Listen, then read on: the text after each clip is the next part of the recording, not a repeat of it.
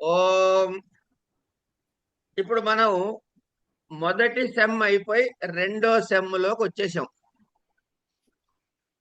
సరే, ఇవాళ ఛందస్సుతో మొదలెడదాం. చిన్నది టాపిక్, చిన్నది కాబట్టి దాంతో మొదలెడదాం.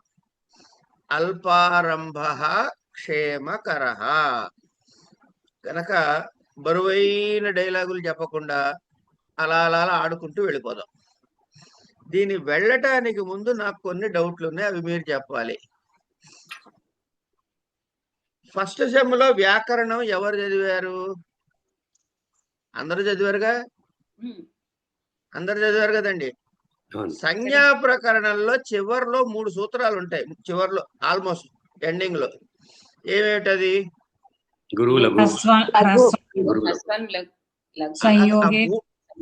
ఆ 3 సూత్రాలు చెప్పండి. హ్రస్వం లఘు సంయోగే గురు దీర్ఘంచ. ఆపండి, అక్కడికి ఆపండి. అది పరిభాషా సూత్రాలు కూడా చెప్పాను నేను, మీకు సిలబస్ లో లేకపోయినా. ఏమండి, తస్మాదిత్యుత్తరస్య అనేదో ఉంటుంది, అది వదిలేద్దాం. తస్మిన్ ఇది నిర్దిష్టే. వేరే తస్మిన్ ఇది నిర్దిష్టే. నిర్దిష్టే కాదు, తస్మిన్ ఇది సప్తమి అండి, సప్తమి. తస్మిన్ అంటే సప్తమి. తస్మిన్ ఇది నిర్దిష్టేనే ఉంటుంది. నిర్దిష్టే ఏమిటి? నిర్దిష్టే తర్వాత పదం చెప్పండి. సప్తమి కాదు, సప్తమి అని ఉండదు. నా మొహం చూస్తే తెలుస్తుంది. పూర్వస్య. అది చెప్పే కదమ్మా, నా మొహం చూస్తే మీకు ఆన్సర్లు వస్తాయని. తస్మిన్ ఇది నిర్దిష్టే పూర్వస్య. అంటే ఏదైనా ఎక్కడైనా సప్తమి విభక్తిలో చెబితే, నమస్తే పార్సార్థి గారు, చెబితే అది ఆ కార్యము దాని ముందు వర్ణానికి చెయ్యాలి. ఇదే కదా దాని లెక్క. తస్మిన్నితి నిర్దిష్టే పూర్వస్య. తస్మాత్ అంటే ఉత్తరస్య. ఉత్తరస్య అంతే కదా? అంతే కదా? అందుకనే మీరు కారకాల్లో ఏం చేశారు? దానికంటే ఇది వచ్చి అని రాశారా లేదా? ఆ ప్రత్యయం ఎక్కడొచ్చింది? తర్వాత వచ్చింది. అందుకని కంటి అని రాయమన్నాం. ఎందుకు? తస్మాత్ ఇది ఉత్తరస్య కాబట్టి. సరే, అది వదిలేసి కన్ఫ్యూజన్ వదిలేద్దాం, పాఠంలోకి వచ్చేద్దాం. ఏదో అలా గుర్తొస్తూ ఉంటాయి, అవి అడగాలనిపిస్తుంది.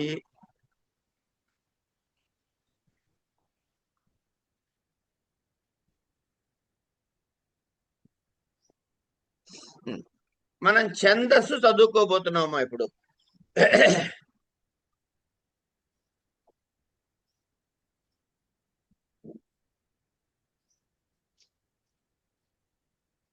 ఛందస్సు అనేది టాపిక్ ఇవాళ చదువుకోబోతున్నాం. ఈ ఛందస్సు వేదకాలం నుంచి కూడా ఉన్నది. వైదిక ఛందస్సు అంటాంగా. ఇలా ఈ వేదకాలం నుండి ఉన్నటువంటి ఆ ఛందస్సుని, అది పింగళ ఛందస్సు అని మొదట అన్నారు. ఈ పింగళుడు రాసిన ఛందస్సు, అందులో ఆయన ఎవరెవరిని రెఫర్ చేశాడు? యాస్కుని రెఫర్ చేశాడు, కౌష్టుకీని రెఫర్ చేశాడు, తాంజుడిని రెఫర్ చేశాడు, కాశ్యప, రైవత, ఇలా చాలా మందిని రెఫర్ చేశాడు. ఈ పింగళుడి ఛందస్సు సూత్రాలుగా ఉండే ఒక గ్రంథం. ఆ తర్వాత ఇది ఊరికే విని మర్చిపోయే, పరీక్షలో ఈ ప్రశ్నలు అడగరు. తర్వాతి కాలంలో శృతబోధ, వాణీభూషణ, సువృత్త తిలక, వృత్త దర్పణ, వృత్త కౌముది, వృత్త రత్నాకర, ఛందో మంజరి, ఇలా అనేక ఛందో గ్రంథాలు వచ్చాయి. అయితే వీటిలో వృత్త రత్నాకరము చాలా ప్రసిద్ధమైనది. కనుక మనం ఇప్పుడు ఏం చేస్తాం? వృత్తరత్నాకరం చదువుతాం. వృత్తరత్నాకరము అని స్పష్టంగా అనాలి. ఉత్తరత్నాకరం అనకండి, రా తీసేసి. అండి సరే, ఇప్పుడు మనం ఏదైనా కమ్యూనికేషన్ ఏదైనా రాయాలంటే ఏం చేస్తామమ్మా? రాసే గద్యంలో రాస్తాం లేదా పద్యంలో రాస్తాం?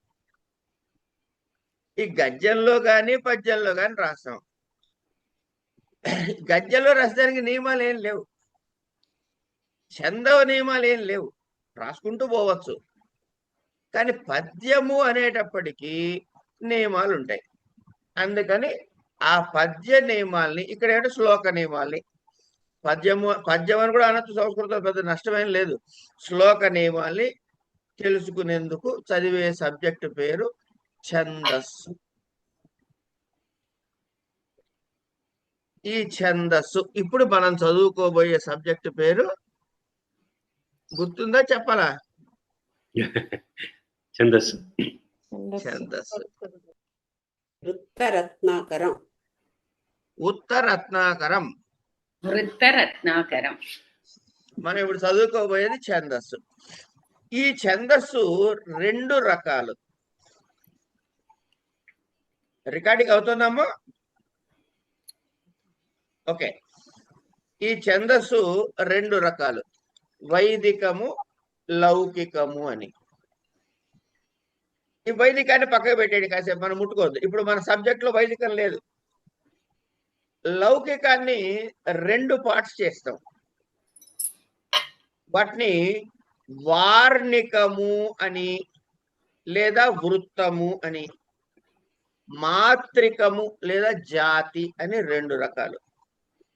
మీకు చాలా సింపుల్ గా గుర్తుపెట్టుకోండి. వార్ణికము అనగానే అర్థం కాదు, వర్ణ సంబంధమైనది. వర్ణ సంబంధమైనది వార్ణికము. మాత్రా సంబంధమైనది మాత్రికము. పితృ సంబంధమైనది పైతృకము. విన్నారు కదా ఈ మాటలు? మనకి పదాలని అంటే మనకి నిత్యంలో అప్పుడప్పుడు వినపడే మాటల్ని చెప్తున్నా.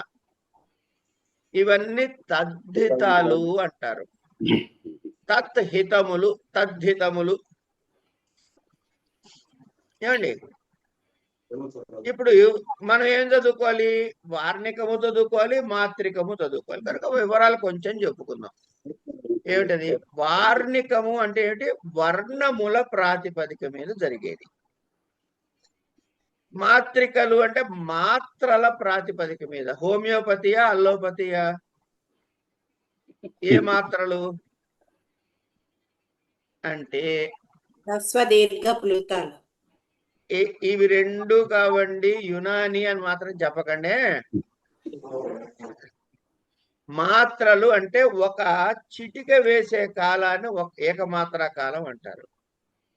ఒక చిటిక ఇట్లా వేసేదాన్ని, 2 చిటికలు వేసే కాలాన్ని 2 మాత్రలు అంటారు.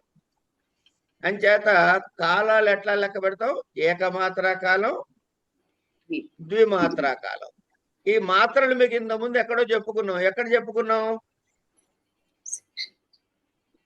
హ్రస్వదీర్ఘ ప్లుతాలు చెప్పుకున్నాం కదా.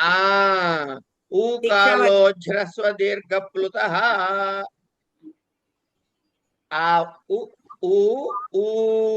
అది ఆ 3 సంధి జరిగితే ఊవే మిగులుతుంది.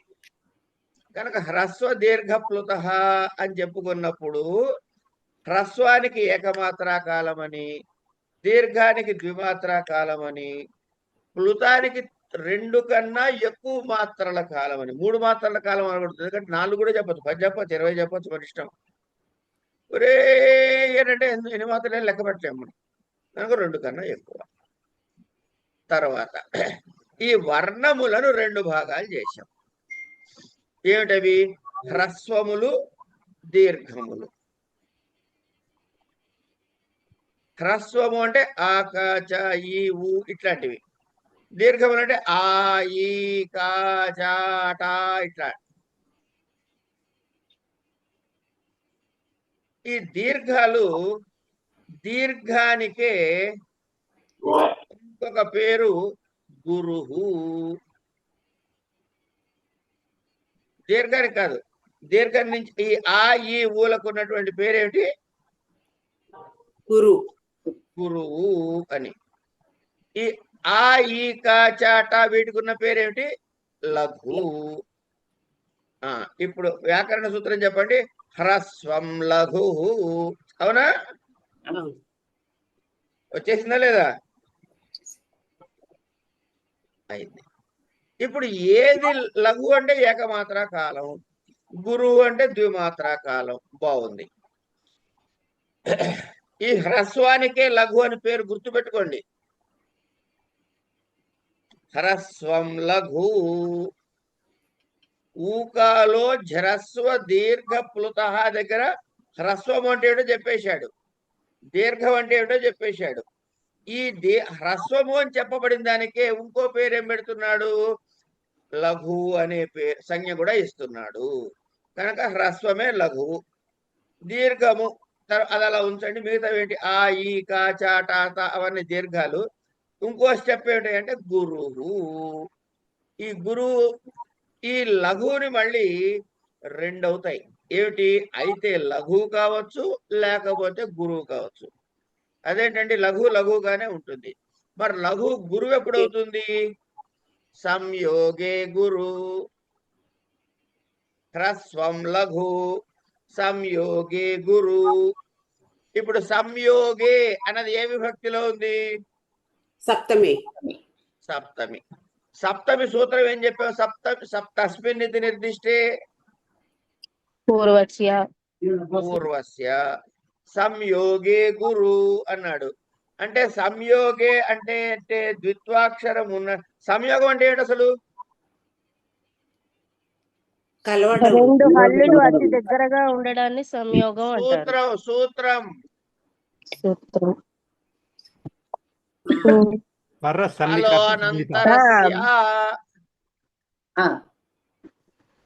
హల్లులు అంతరము లేకుండా ఉండుట చెప్పుకున్నాగా. వ్యవధానం లేకుండా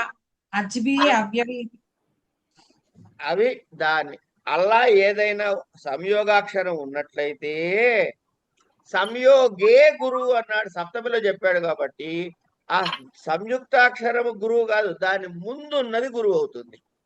పూర్వస్య. తస్మిన్ ఇది నిర్దిష్టే పూర్వస్య. అంతేగా సంయోగాక్షరం ద్విత్వాక్షరం అది గురువు కావాలి, ముందు ఎందుకు అవుతుంది అంటే ఇందుకు అవుతుంది. ఇప్పుడు ఏవేవి గురువులు అని చెప్పాడు ఎవరు? వైయాకరణుడు. ఏమని? సానుస్వార. ఆ బోల్డ్ లెటర్స్ మాత్రం చదువుదాం. సానుస్వార విసర్గాంత యుక్తపర పాదాంత. 4 అంటే ఏవి గురువులు అవుతాయి? సానుస్వార. లఘువులకి అనుస్వారముతో కూడి ఉన్నట్లయితే అది గురువు అవుతుంది. అలాగే లఘువుకు చివర విసర్గ వస్తే అది గురువు అవుతుంది. కం చం టం కహ చహ టహ. యుక్తపర. యుక్తపర అంటే సంయోగే గురు. సంయుక్తాక్షరానికి ముందు ఉన్న లఘువు కూడా గురువు అవుతుంది. ఏమ్మా? అంటే ఈ లఘువు లఘువుగా కాకుండా గురువుగా ఎప్పుడు మారుతుంది అంటే ఈ 4 లక్షణాలతో మారుతుంది. ఎప్పుడెప్పుడు? ఒక లఘువుకి బిందు పక్కనుంటే, అనుస్వారం పక్కనుంటే గురువు అవుతుంది, విసర్గుంటే గురువు అవుతుంది, సంయుక్త అక్షరానికి ముందుంటే గురువు అవుతుంది, పాదాంత. ఇది మీరు తెలుసుకోవాలి.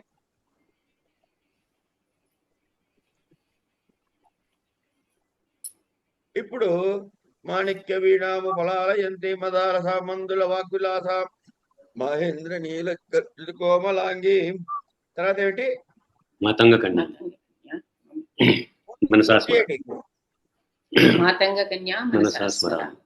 మనసా స్మరామి. స్మరామి ఉందా? స్మరామి ఉందా? అంటే అది లఘువే కదా. కానీ ఈ పాదమునకు చివరిలో ఉంది. మాతంగ కన్య మనసా స్మరామి అని చెప్పి చివరిలో ఉంది కనుక అది కూడా గురువుగా పరిగణించవచ్చు అవసరమైతే. అవసరం అంటే ఏమిటి? ఇది తెలుగులో పనికిరాదు ఈ నియమం, ఇది సంస్కృత నియమం కనుక తెలుగు ఛందస్సు వాళ్ళు చుట్లు పీక్కోకండి.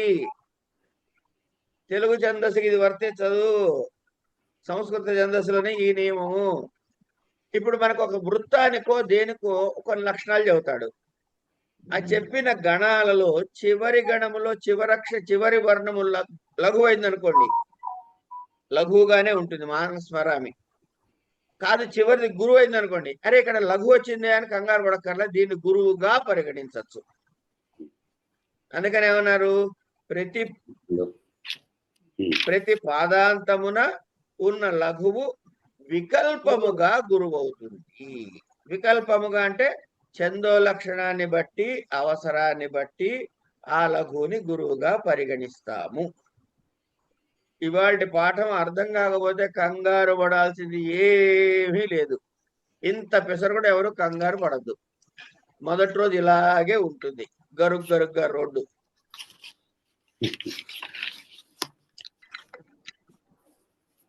ముందుకెళ్ళిన కొద్దీ రోడ్డు సాఫ్గా హైవే ఎక్కుతాం. బాంబే హైవే ఎక్కామంటే 120 మీద వెళ్ళొచ్చు కారులో. సరే, ఇది అర్థమైందా కాలేదా? ఏం లేదు, నేను ఏమైనా చెబితే అర్థం కాకపోవడానికి ఇందులో ఉన్న కండిషన్స్ ని చెప్పా మీకు, వింటాయ్యా అని. వైదిక ఛందస్సు పక్కకు పెట్టి పేరు తెలుసుకున్నాము. లౌకిక ఛందస్సు అవి 2 రకాలు, వార్ణికము మాత్రికము. వార్ణికము అంటే వర్ణముల ప్రాతిపదిక, మాత్రికము అంటే మాత్రల ప్రాతిపదిక. ఈ మాత్రల్ని తర్వాత చూద్దాం, అందుకని దాని జోలికి పోలే. ఇప్పుడు వార్ణికము అంటే వర్ణముల ప్రాతిపదిక. వర్ణములు ఎన్ని రకాలు అయితే హ్రస్వము లేకపోతే దీర్ఘము. ఎందుకు ముందే చెప్పాడు ఆయన, హ్రస్వ దీర్ఘ ప్లుత అని. ప్లుతంతో మనకి సంబంధం లేదు కనుక హ్రస్వ దీర్ఘాలు తీసుకుందాం. ఈ హ్రస్వానికి ఇంకో పేరేం పెట్టాడు, హ్రస్వం లఘు. అందుకని హ్రస్వానికి లఘు అని పెట్టాం. ఏమండి, సంయోగే గురు అన్నాడు. అట్లాగే సంయోగే గురు అంటే ఇక్కడ చూసారా, ఈ గురు దగ్గర లఘువుని గురువుగా ఎప్పుడవుతుందయ్యా అంటే సంయోగే యుక్త పరహ అన్నాడు. తర్వాత ఏమన్నాడు, దీర్ఘంచ అన్నాడు. అందుకని పైన దీర్ఘము ఇచ్చాము, ఇక్కడ దీర్ఘము గురువు అవుతుందయ్యా అని చెప్పాం. ఈ సంయోగే గురువు దగ్గర యుక్త పరహ అన్నప్పుడు ముందు అక్షరం ఎందుకు అవుతుందయ్యా, తస్మిన్ నితి నిర్దిష్టే పూర్వస్య అన్నాడు. కాబట్టి ఇక్కడ దాకా క్లియర్ అయిపోయిందా? రైట్. అందుకని గురువులు ఎన్ని రకాలుగా అవుతాయ్యా అంటే సానుస్వార, విసర్గాంత, యుక్తపర, పాదాంత, దీర్ఘాలు కూడా.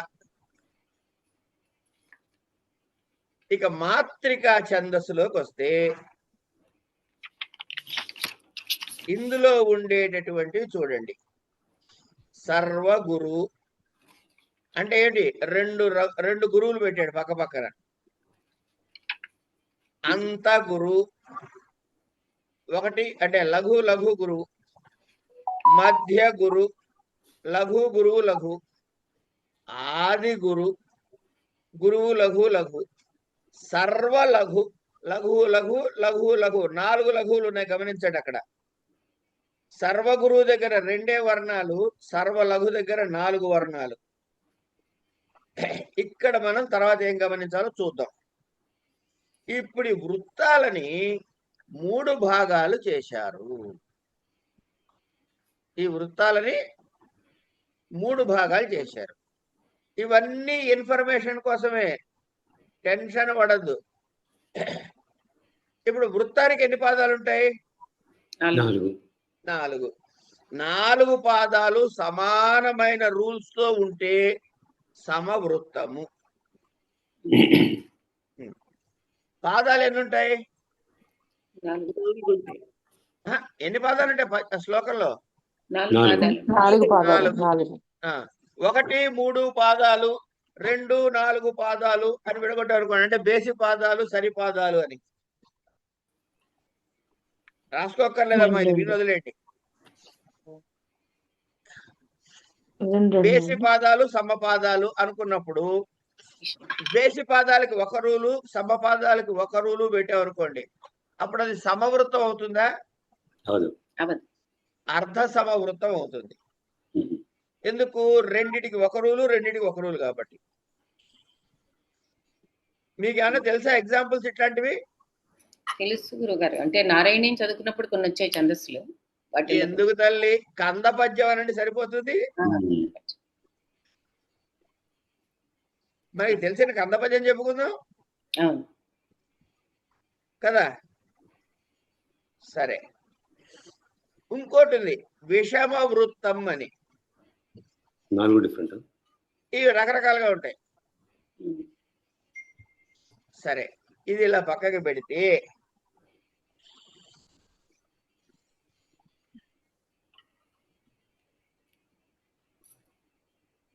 వృత్తములలో వర్ణ నిర్దేశం గణములుగా చేస్తారు. గణములు అంటారు.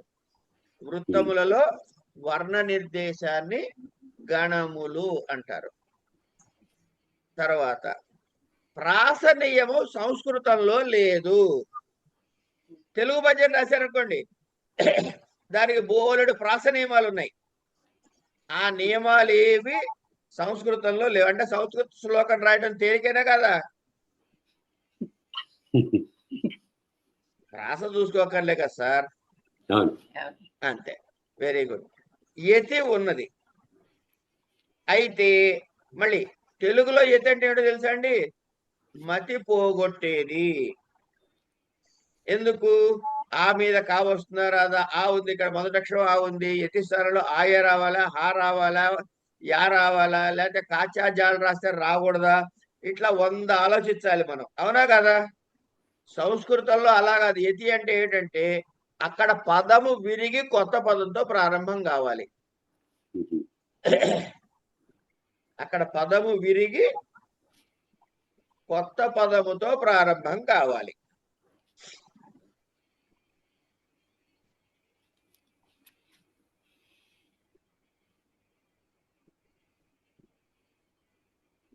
ఇప్పుడు మీరు చదివే లలితా సహస్రనామము, విష్ణు సహస్రనామము, ఇంకేమైనా స్తోత్రాలు చదువుతూ ఉంటే అక్కడ గమనించండి, 8 అక్షరాల తర్వాత బ్రేక్ వస్తుంది. అది 2-3 మాటలు కలిసి ఉందా, ఒక మాటే ఉందా, మనకు అనవసరం. బ్రేక్ మాత్రం గ్యారంటీ. అంచేత పదము భంగమౌట, విడిపోవుట మాత్రమే యతి అన్నారు సంస్కృతంలో. ఇక ఇప్పుడు మనం రాసే వాటికి ఇది కొంచెం జాగ్రత్తగా వినాలమ్మా అందరూ. మనం రకరకాల వృత్తాలు రాస్తాం. ఉత్పలమాల, చెంపకమాల, మత్తేభం, శార్దూలం, ఇట్లా రాస్తాం కదా. ఇలా అనేకమైన ఉన్నాయి వృత్తాలు మనకి. ఇవన్నీ కూడా ఇప్పుడు ఫర్ ఎగ్జాంపుల్ మీరు ఏం చెప్పాలి, మీకు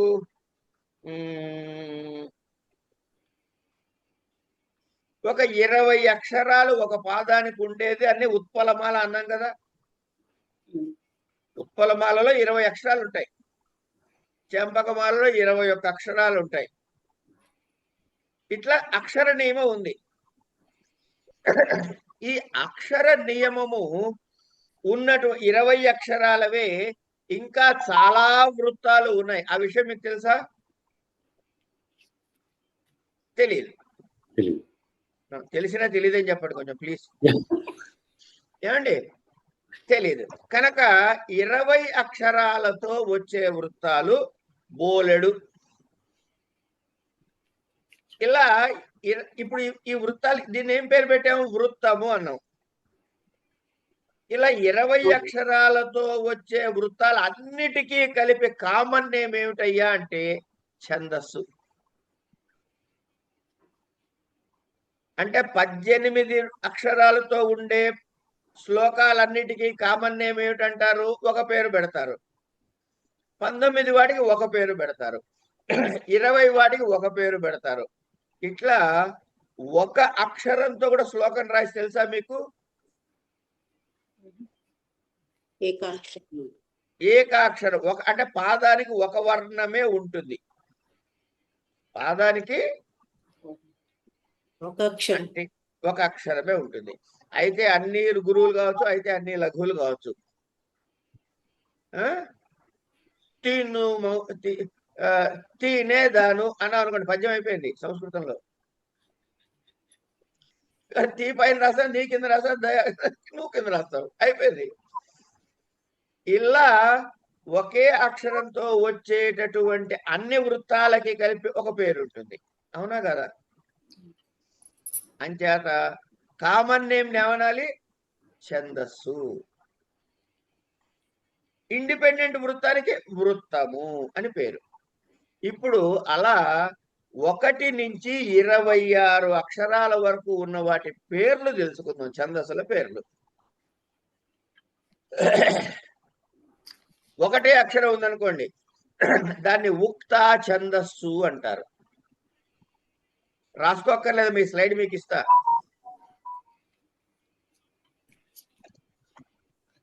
రెండు వర్ణాలతో ఉంటే అతి కలపండి, అత్యుక్త. మూడు వర్ణాలతో ఉంటే మధ్య ఛందస్సు అన్న పేరు పెట్టండి. పక్కన అనండి, పైకి ఒకసారి చూసి ఎవరైనా. ఒక వర్ణముతో ఉంటే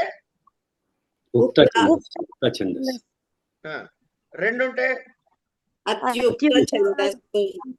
3 మధ్య ఛందస్సు. ఇక్కడి నుంచి నేను అడగను, నెంబర్ చెప్పి మీరే చెప్పండి ఛందస్సు పేరు.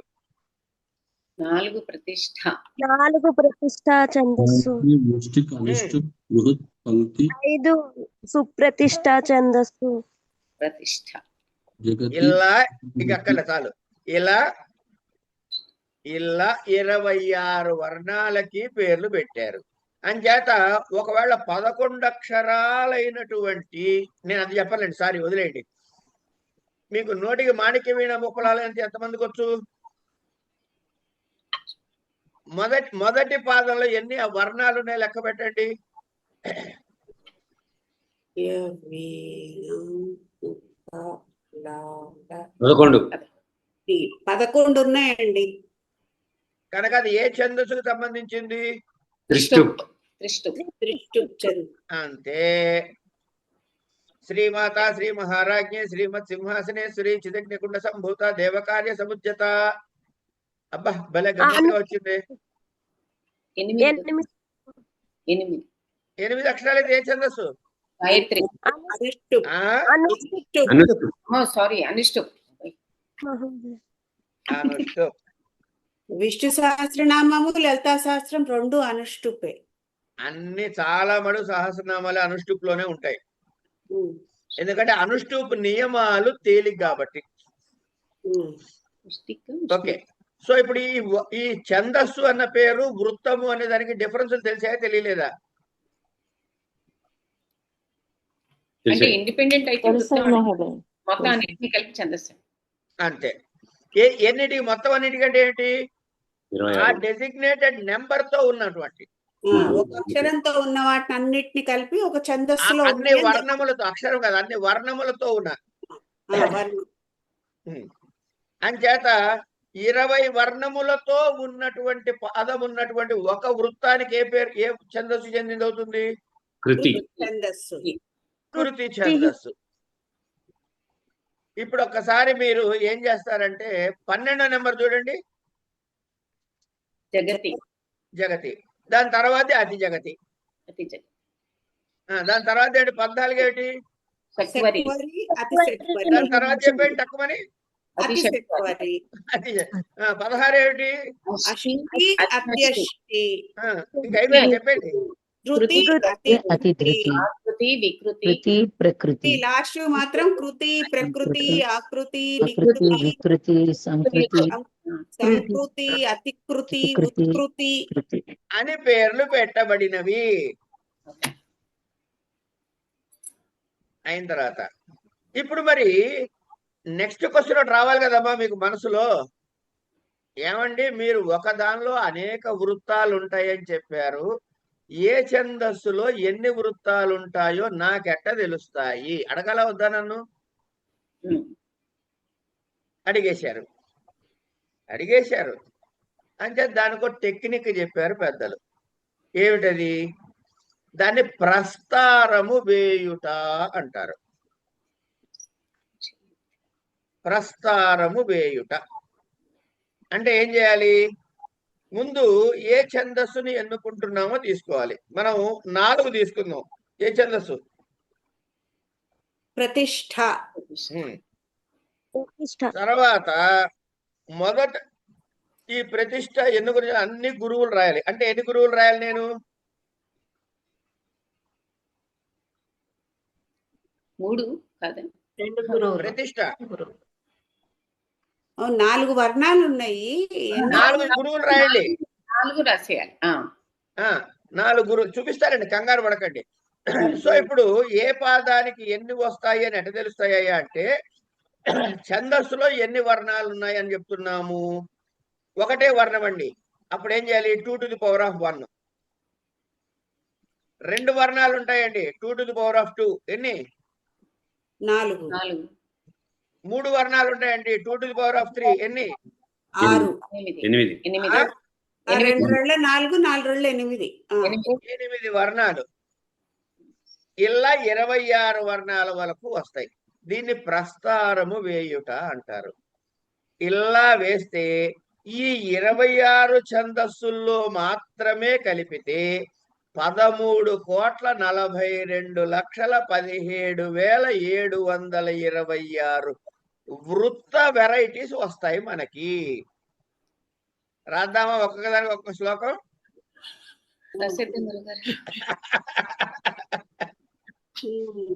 అయితే మీరు వెంటనే డౌట్ వస్తుంది, మరి గురువు గారు అయితే మరి ఇన్నుంటే వీళ్ళు 1, 2, 3 ఎందుకు ఇస్తారు పుస్తకంలో అంటే, ఆ లయ వినటానికి శుభగముగా ఉన్నది, వ్రాయటానికి తేలికగా ఉన్నది. ఇలాంటి అనేక కారణాల్లో ప్రతి దాని నుంచి కొన్ని ఏరుకుని మనకి పాఠాలు నేర్పిస్తున్నారు. Is this clear? రైట్. ఇప్పుడు నేను ప్రస్తారం వేయటం అని చెప్పి చూపించా కదా కింద. ఇక్కడ ఎన్నుకున్న ఛందస్సులు అక్షరాలు. రైట్. 4 వర్ణాలు తీసుకున్నాం అనుకోండి. 4 అక్షరాలు ప్రతిష్ట. ప్రతిష్ట తీసుకుంటే ఎన్ని రావాలి మనకి ఇక్కడ? 4 గురువులు వేసుకోవాలి. 2 to the power of 4 and 16. 16 రావాలి. ఎలా వస్తాయో చూద్దాం. ఇవన్నీ మిమ్మల్ని పరీక్షలో అడగరు, మీకు తెలియటం కోసం ఎడిషనల్ ఇన్ఫర్మేషన్. కనుక నేను వినక్కర్లేదు అనుకుంటే మానేయచ్చు, వింటే బాగుంటుంది. 4 గురువులు తీసుకోండి. 4 వర్ణాలు కదా, 4 గురువులు. ఈ 4 గురువుల్లో మొట్టమొదటి గురువు అంటే ఎక్కడుంది? పొజిషన్ నెంబర్ చెప్పండి. 1. ఆ 1వ పొజిషన్ లో ఉన్న గురువుని లఘువు చెయ్యండి. లఘువుగా రాసుకోండి కింద. తర్వాతవి యాజ్ ఇట్ ఈజ్ గా దింపేయండి. అంటే ఇప్పుడు కింద ఏం రావాలి? లఘువు, గురువు, 3 గురువులు వస్తాయి. అలా వస్తాయి. ఇది ఇంకొక వృత్తం. అంచేత ప్రతిష్ట అనే ఛందస్సులో 4 గురువులతో పద్యం రాస్తే రారా బాబు పోదా మావా అని రాసేవారుకోండి, ఒక ప్రతిష్ట ఛందస్సులో ఒక వృత్తం అయిపోతుంది. అలా లేదు అన్నారనుకోండి, 2వ రకం వెరైటీ ఛందస్సు వృత్తం అయింది.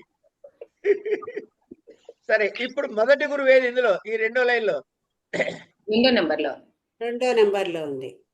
ఆ 2వ నెంబర్లో ఉన్న దానిని లఘువు చేయండి. సో లఘువు, లఘువు, గురువు, గురువు. ఆగండి అమ్మా. మొదటి గురువు తగిలిన దగ్గర లఘువు చేయండి ఫస్ట్. చేశారా? దాని తర్వాత యాజ్ ఇట్ ఈజ్ గా దింపుకోండి.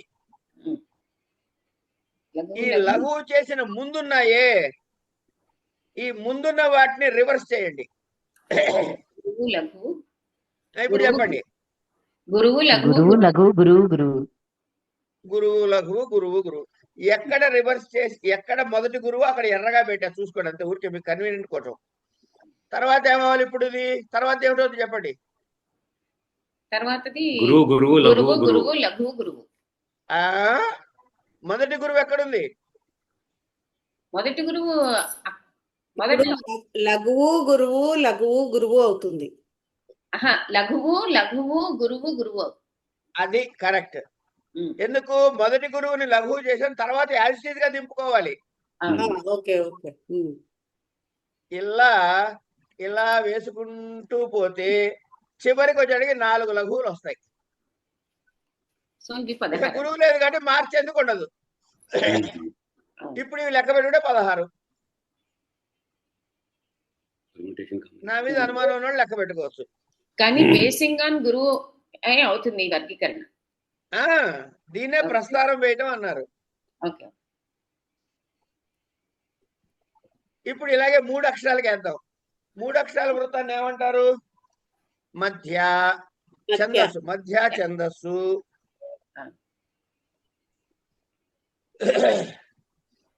ఇప్పుడు చెప్పండి, ఫస్ట్ ఏం రాయాలి నేను ఇక్కడ? 3 గురువులు వేయాలి ఫస్ట్. తర్వాత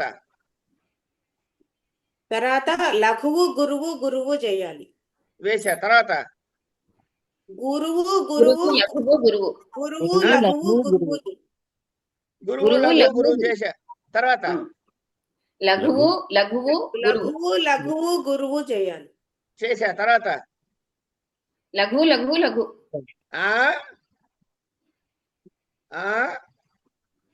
మొదటిది లఘువు చేయాలి.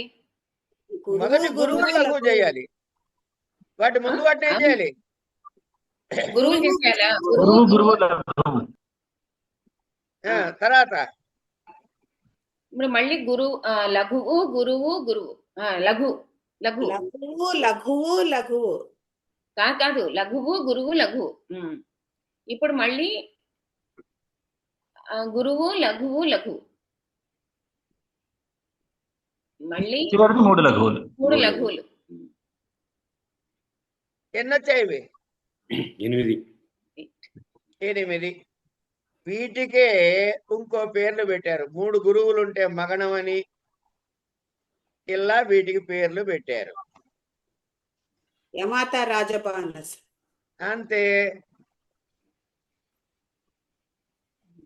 ఇందులో మీరు యమాత రాజమానస మనం తెలుగు పరిరాశన నేర్పించారు. ఇక్కడ చిన్న డిఫరెంట్ గా గుర్తు పెట్టుకుంటాం. ఇప్పుడు మా ఎర్ర రంగులో రాసిన అక్షరాల గణాల పేర్లు చెప్పండి. మగనంలో అన్ని గురువులే, నగనంలో అన్ని లఘువే.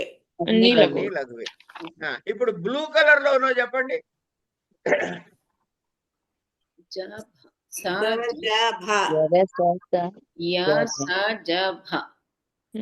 అన్నుండవు. గ్రీన్ లో ఉంది. కనిపించట్లేదేంటి? బ్లూ కలర్ లో సాజాభా. ఈ 3 చూడండి. ఏమండి, భగణాన్ని తీసుకోండి. భగణం దగ్గర గురువు ఎక్కడుంది? ఆది గురువు. తర్వాత జగనం దగ్గర మధ్య గురువు. సగణం దగ్గర అంత్య గురువు. అంచేత భజసాల్లో ఎట్లా ఉంటాయి నాయన అంటే ఆది మధ్య చివరిలో ఉంటే గురువు ఉంటే ఈ గణాలు అవుతాయి. ఇప్పుడు తా చెప్పండి. గ్రీన్ కలర్ లో ఉన్నవి.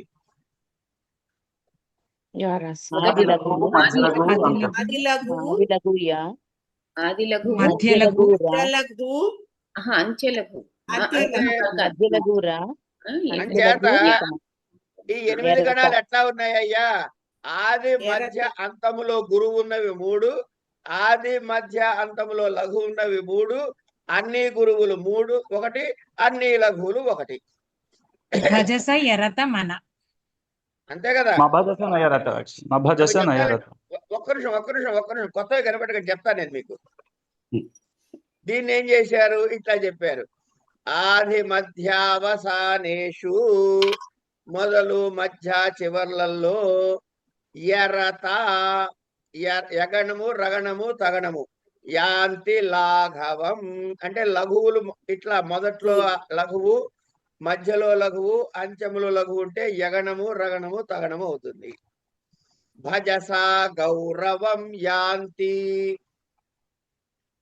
భ ఆది గురువు, జ మధ్య గురువు, సా అంత్య గురువు. అంత్య గురువు. ఆ, గౌరవం అంటే గురువు. మనౌతు గురులాఘవౌ. మంగళం ఏమన్నా గురువులు అవుతాయి, నగనం ఏమన్నా లఘువులు అవుతాయి అని ఇది గుర్తు పెట్టుకునేందుకు ఒక శ్లోకం చెప్పారు. ఇది మీరు బైహార్ట్ చెయ్యాలా వద్దా? చేయాలి. చేస్తే వద్దు. మంచిది. చెయ్యొద్దు, చెయ్యొద్దు, నిజంగా చెయ్యొద్దు.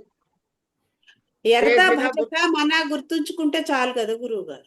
ఈ ఇష్టం వచ్చినట్టు గుర్తుపెట్టుకోండి, నాకు అభ్యంతరంలే. కానీ బైహార్ట్ చేయాల్సింది ఏమిటయ్యా అంటే ఇది మస్త్రి గుస్త్రి లఘుశ్చ నకారో భాది గురు పునరాది లఘుర్యః జో గురు మధ్య గతోరల మధ్య సోంత గురు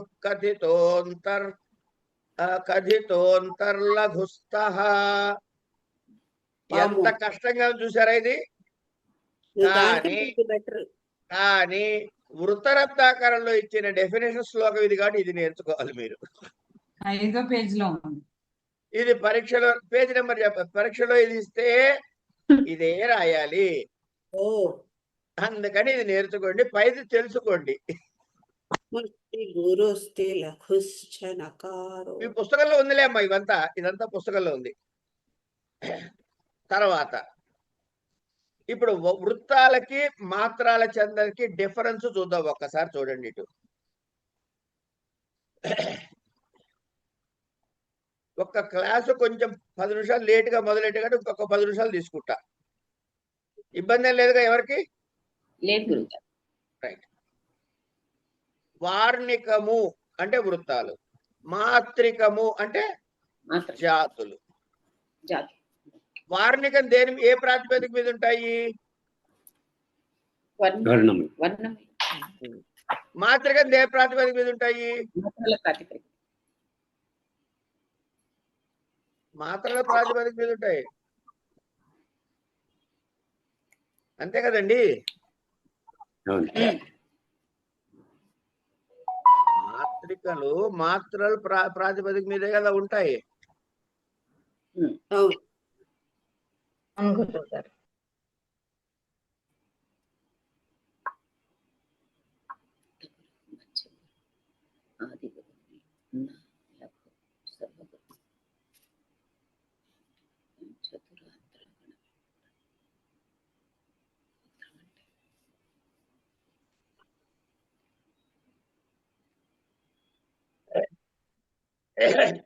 ఇప్పుడు చూడండి,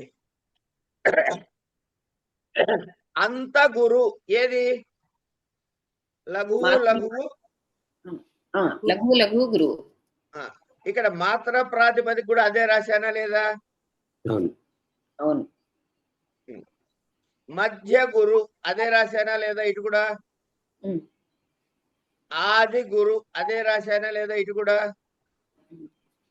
న లఘువు అంటే లఘువు ప్లస్ ఒక న అంటే కనుక లఘు నగనము ప్లస్ ఒక లఘువు, 4 లఘువులు. ఇటు అదే రాశానా లేదా? ఇక్కడ 2 గురువులు, అక్కడ 2 గురువులు రాశానా లేదా? అంచేత వార్ణికంలో గాని మాత్రికల్లో గాని వచ్చేటటువంటి గణాలు ఇవే. అయితే వర్ణముల్లో ఏమంటాము? సజ భనల గగ అంటాం. అంటే వాటి పేర్లు పెట్టాం. సగణము, జగనము, భగనము, నలము, గగము అంటాం. ఇవి వృత్తములో ఎక్కడ ఏది రావాలని చెబితే అదే రావాలి. ఎట్లా? భరణ భరవ ఉత్పలమాల అన్నాడు అనుకోండి, మొదట్లో భగణమే రావాలి. అంతేగాని అక్కడ నగనం రాస్తారంటే కుదరదు, అది ఉత్పలమాల కాదు. అదే మాత్రా ఛందస్సులోకి వస్తే ఇప్పుడు మాత్రలు లెక్క పెట్టండి. మొదటిది ఎన్ని? అంత గురువు ఎన్ని మాత్రలు?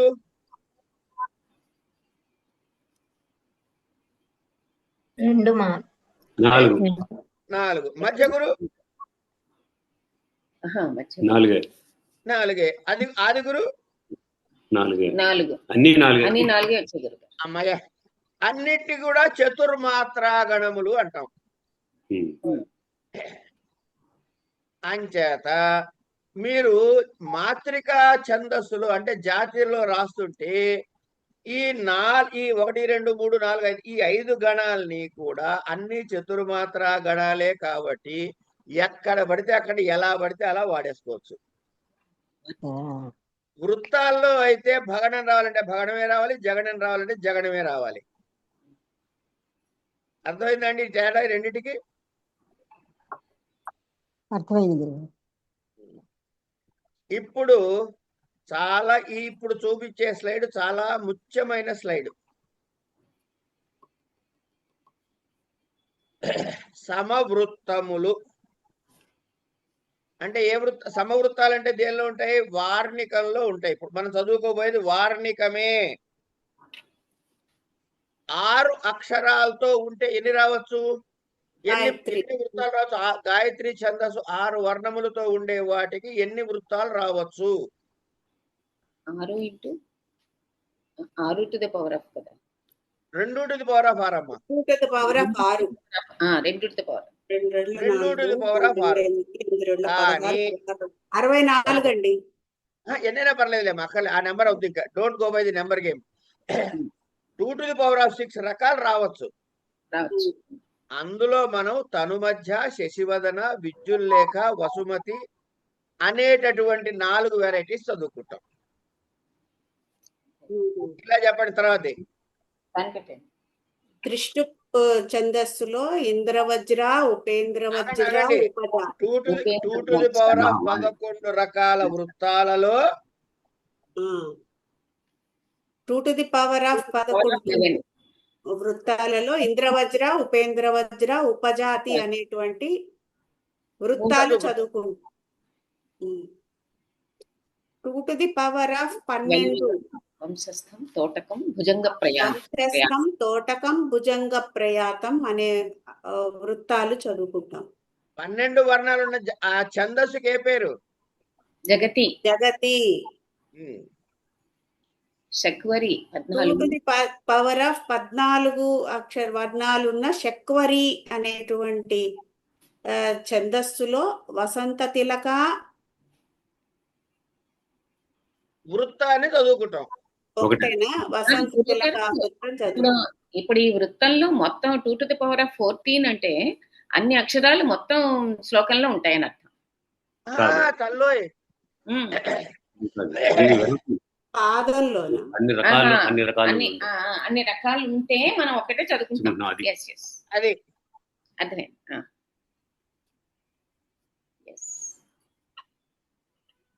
2 to the power of 15 వర్ణాలున్న అతి శక్వరి అనేటువంటి ఛందస్సులో మనం మాలిని వృత్తాన్ని మాత్రమే చదువుకుంటాం. 2 to the power of 17 అత్యష్టి అనేటువంటి ఛందస్సులో పృథివీ, శిఖరిణి, మందాక్రాంత అనేటువంటి వృత్తాలు చదువుకుంటాం. 2 to the power of 19 అతిధ్యతి నామంతో ఉన్నటువంటి ఛందస్సులో అతిధృతి నామ ఛందస్సులో శార్దూలం అనేటువంటి వృత్తాన్ని చదువుకుంటాం. అంటే శార్దూల విక్రీడితం వస్తుందా గురుగారు అందులో? అనొచ్చు. 2 to the power of 21 ప్రకృతి నామ ఛందస్సులో శ్రద్ధర అనేటువంటి వృత్తాన్ని చదువుకుంటాం.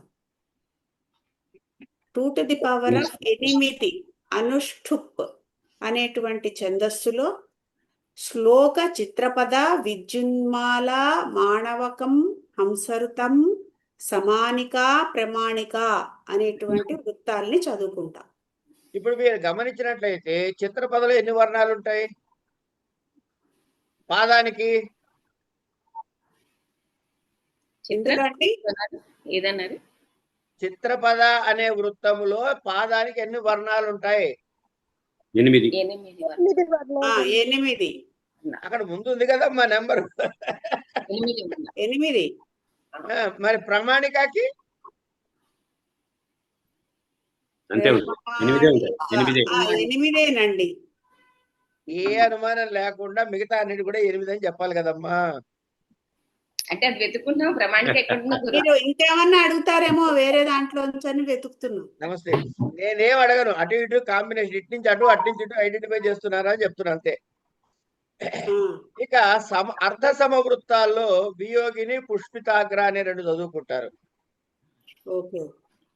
ఇప్పుడు వార్ణికము అంటే ఇప్పుడు ఇందులో అర్ధ సమాలో 1, 3 ఒక రకం, 2, 4 ఒక రకం ఉంటాయా అండి? అంతే అంతే.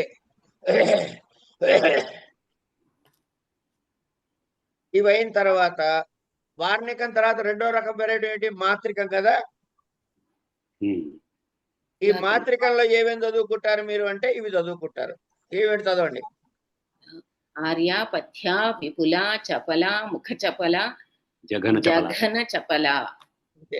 ఈ మాత్రికం కూడా చదువుకుంటామా అండి? మాత్రికం కూడా చదువుతామా? ఇంకా వార్ణికం ఒక్కటే అనుకో. అమ్మా అన్ని నేర్పిస్తాం మీకు. ఇప్పుడు most important part of the slide ఇది వస్తుంది, చూడండి. చూపించిన వద్దా? చూపించాలి. సరే తల్లి, చూపించాలని మీరు అన్నాక చూపించకపోతే ఎట్లా? చదవండి. శ్రీ వెంకటాచలపతే తవ సుప్రభాతం. ఎన్ని అక్షరాలు ఉన్నాయి లెక్క పెట్టండి. 1, అంటే అనుస్వరాన్ని కూడా లెక్క పెట్టాలా? లెక్క పెట్టండి. వేం 1 6 7 8 9 10 11 12 13 14 అండి. 14 ఉన్నాయి. కింద ఆన్సర్ కూడా ఉంది చూడండి. అవునవును. ఇప్పుడు చెప్పండి, కింద నెక్స్ట్ లైన్ చదవండి. ఇప్పుడు ఇచ్చిన పద్యపాదమునందు 14 అక్షరములు గలవు. కరెక్టే కదా. వీటి గురు లఘువులు వేయండి. శ్రీ చెప్పండి ఒక్కొక్కటి. దీర్ఘము గురువు. ఆగండి ఆగండి ఆగండి ఆగండి ఆగండి ఆగండి దయచేసి ఒక్క నిమిషం. ప్రతిదీ ఒక్కళ్ళే చెప్పాలి, రెండోసారి చెప్పకూడదు. మిగతా వాళ్ళు కూడా నోరు విప్పాలి. కాబట్టి మొదలెట్టండి. శ్రీ హాయ్ శ్రీ చెప్పండి. గురువు ఎందుకు గురువు అయింది? దీర్ఘాక్షరం కాబట్టి. దీర్ఘం కాబట్టి గురువు. రెండోది వేం కాబట్టి గురువు. దీర్ఘం ఉంది, అనుస్వారం కూడా ఉంది. అవును. రైట్. కా అక్షరం కాబట్టి లఘువు. గురువు. దీర్ఘం ఉంది కాబట్టి దీర్ఘాక్షరం కాబట్టి గురువు. Very good. దీర్ఘాక్షరం గురువు అనండి చాలు, మొత్తం వాక్యం అక్కర్లే. చా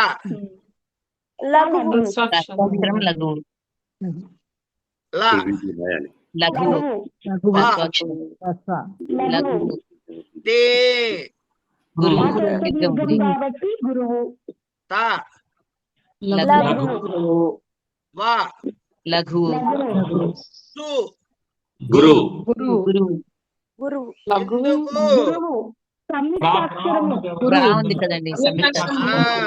సంయుక్తాక్షరముకు ముందున్నది కనుక ప్రా భా దీర్ఘం ఉంది కాబట్టి గురువు. తం బిందు ఉంది కాబట్టి గురువు. Very good. ఈ 3 కలిపి ఏంటి ఇప్పుడు చెప్పాలి? ఇది లఘు గురువుల వివరాన్ని రాసావా లేదా? ఇప్పుడు వీటికి పేర్లు పెట్టాలా వద్దా? అంత్య లఘు ఉంటే ఏంటి? భగనం. ఆది గురువు ఉంటే ఏమిటి? భగనం. అలా లెక్క చూసుకోండి. తా భా జ జ గా గా అను గణములు కలవు అని రాసావా లేదా? ఇప్పుడు వృత్త లక్షణం రాస్తున్నాం, చదవండి. ఉక్త వసంత తిలక తభజా జగౌగః. ఉక్త వసంత తిలక తభజా జగౌగః రాసావా లేదా? ఇది చదివారా లేదా? అది అర్థం కావాలని నేనేం చెప్పట్లే, చదివారా లేదా వరకే అడిగా. చదివాం గురువు. అంతే. ఇప్పుడు 8వ అక్షరము పాదాంతమునందు యతిస్థానము అన్నాడు. ఏమండి? ఇప్పుడు చూడండి, శ్రీ వెంకటాచలపతే ఎన్ని అక్షరాలైనాయి? అక్కడ బ్రేక్ అయ్యి తర్వాత కొత్త స్టార్ట్ అయిందా? తవ సుప్రభాతం అని. అవును. అంచేత 8వ అక్షరము పాదాంతమునందు యతిస్థానము. ఈ పైని లక్ష్య పాదములో అంటే వెంకటాచలపతి అనే పాదములో ఈ లక్షణాలన్నీ సరిపోయినాయి కనుక ఇది ఏమిటవుతుంది? శక్వరి ఛందస్సులో వసంత తిలక వృత్త పాదము. ఇలా రాయగలరా, రాయలేరా పరీక్షలో? రాయగలుగుతాం. ఇప్పుడు నేనేం చేస్తానంటే, నేను అంత మంచివాడిని కాదు కదా అమ్మా, నాకు వసంత తిలక లక్షణాలు చెప్పండి అని అడుగుతా పరీక్షలో. అడగకూడదా? అడగచ్చు. కనుక వెంకటాచలపతి దగ్గర మొదలెట్టి వసంత తిలక దగ్గర పైన ఆపితే ఇప్పుడు రివర్స్ లో వెళ్దాం. వసంత తిలక లక్షణాలు తెలపండి అంటే ఇది శక్వరి ఛందస్సులోని వృత్తము. 7వ పాయింట్. ఇక్కడ 1వ పాయింట్ అయింది. ఇందు వరుసగా తాభా జాజా గాగా అను గణములు ఉండును. 3వది కాస్త 3గానే ఉంది. ఈ పద్యపాదమునందు 14 అక్షరములు ఉండును. పైనిచ్చిందే కొత్తగా ఏమైనా ఇస్తున్నానా? ఇక్కడ 1వ వచ్చింది. పైనిచ్చినవే ఇస్తున్నానా, కొత్తగా ఏమైనా ఇస్తున్నానా? అదే 8వ అక్షరము పాదాంతమునందు యతిస్థానము. కొత్తది ఏమైనా ఇచ్చామా? లేదండి. పైన లక్ష్యములన్నీ ఈ కింద ఉదాహరణ లక్ష్య పాదములో సరిపోయినవి కనుక దీనికి ఉదాహరణ శ్రీ వెంకటాచలపతే సుప్రభాతం. దోష అట్లా వేయాలా, తిప్పి వేయాలా, మీ ఇష్టం. ఈ బ్లాక్ మీకు క్లియర్ గా అర్థమైందా లేదా? అర్థమైంది. ఛందస్సు అనే సబ్జెక్టులో క్వశ్చన్ పేపర్ లో వెంకటాచలపతి ఇస్తే ఆ 7 రాయాలి, వసంత తిలక లక్షణం రాయాలంటే ఈ 7 రాయాలి. అర్థమైందా? ఇదే మీ పరీక్షలో వచ్చే పార్ట్. ఇంకా భయపడుతున్న వాళ్ళు చేతులెత్తండి.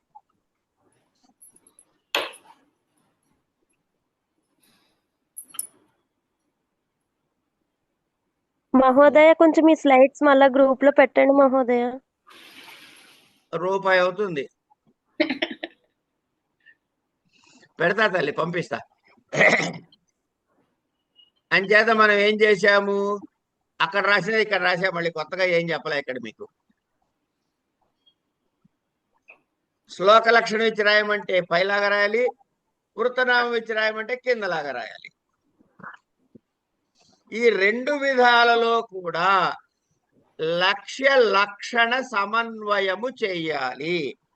అంటే ఈ పాదంలో 8 అక్షరాలు ఉన్నాయి, ఇందులో ఈ గణాలు ఉన్నాయి అంటూ రాయటం అంతే. వృత్త సూత్రము లక్షణము అంటాము, ఉదాహరణ పాదాన్ని లక్ష్యము అంటాం. ఈ స్లైడ్ చూపించేసి ఆపేస్తా పాఠం. చదవండి ఇది.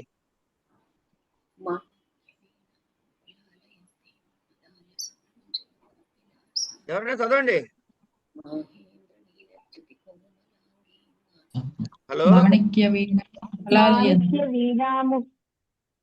మదాలసాం మంజుల వాగ్విలాసాం ఇలా ఈ 4టిని 4 పాదాలు అంటారు. మొదటి పాదం, 2వ పాదం, 3వ పాదం, 4వ పాదం శ్లోకాన్ని. దీన్ని ఇలా విడగొడితే మాణిక్య 1 గణం, వీణాము 2వ గణం, పలాల 3వ గణం, యంతి 4వ గణం. ఇట్లా 4 వేస్తే 1వ గణము, 2వ గణము, 3వ గణము, 4వ గణము. అవునా కదా? అవునా కాదండి? ఇప్పుడు మీరు, నేను ఒకటి అడుగుతా, తికోమ అంటే ఎట్లా చెప్తారు నాకు?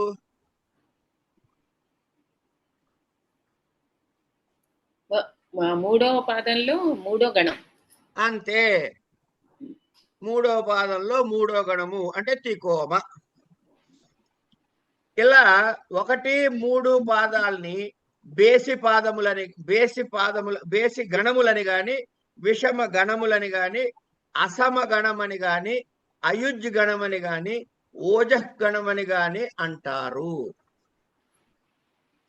అలాగే 2, 4 గణాలని సరి, సమ, యుజ్ గణములు అంటారు. ఈ పేర్లు గుర్తుపెట్టుకోండి. బేషి, విషమ, అసమ, అయుజ్జు, ఓజహ అంటే బేసికి. సరి, సమ, యుజ్జు, యుక్కు అనేవి సరి నెంబర్కి. ఇవి దేనికి? గణాలకే. దేనికి చెప్పేవి? గణాలకి. సపోజ్ నేను పాదాలను అడిగాను అనుకోండి, ఇవే పేర్లు పెడతారు, చూసుకోండి. బేసి, విషమ, అసమ, యుజ్, ఓజ పాదములు, సరి, సమ, యుజ్జు, యుక్కు పాదములు. తర్వాత ఈ మొదటి 2 లైన్లు కలిపి ఒక లైన్లో రాస్తే పూర్వార్ధము లేక ప్రథమార్థము అంటాం. అందుకే మీకు లలితా శాస్త్రం ఎట్లా ఉంటుంది? శ్రీమాత, శ్రీ మహారాజ్ఞి, శ్రీమత్ సింహాసనేశ్వరి అని మొదటి లైన్లో ఉంటుంది. కానీ అవన్నీ 2 పాదాలు. శ్రీమాత, శ్రీ మహారాజ్ఞి ఒకటి, శ్రీమత్ సింహాసనేశ్వరి 2వ పాదం. అట్లా ఉత్తర పాదము లేక చరమార్థము లేక అపరార్థము అంటాం.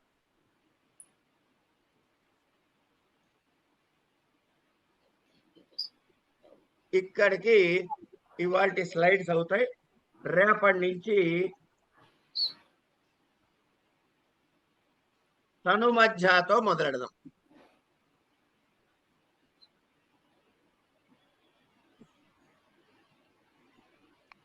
ఎంత అయోమయంలో ఉన్నారు, ఎంత మయో అయంలో ఉన్నారు.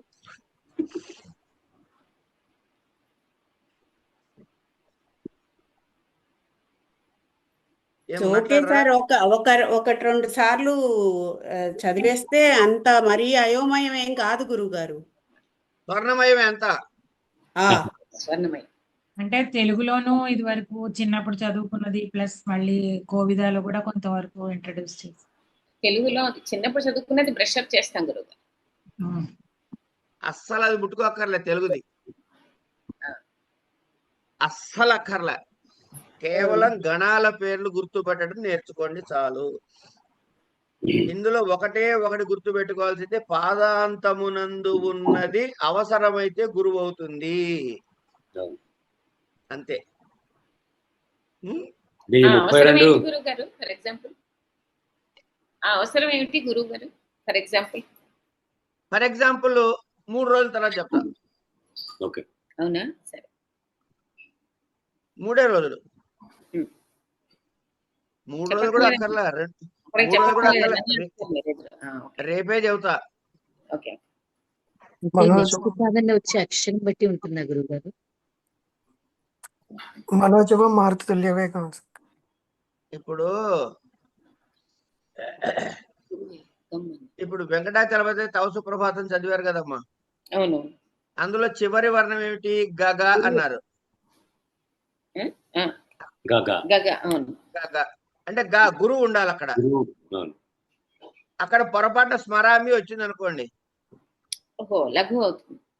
ఆ లఘువు కాస్త గురువుగా భావించుకోవాలి. రా గురువే, మీ గురువు కాదు, లఘువుది. కానీ గురువు కావాలి కాబట్టి గురు అనుకోవాలి. అంతే. అంచేత మనం పరీక్షలో అట్లా ఇస్తే ఏం చేస్తాం? గురు లఘువులు మార్క్ చేస్తున్నప్పుడు ఆ మీకి లఘువు మార్క్ చేసి పక్కన బ్రాకెట్ లో గురువు పెడతాం. అంటే నాకు ఇది లఘువు అని తెలుసు, కానీ చివరి ఉంది కాబట్టి గురువుగా తీసుకున్నాను చెప్పడం కోసం. అంటే ఇప్పుడు సంగీతంలో లాగా మీ అని చదివినట్టు అనమాట. అంతే అంతే. కానీ అదేదో ఛానల్ వాడు చదివినట్లు కళ్యాణ అని మాత్రం అనకండి.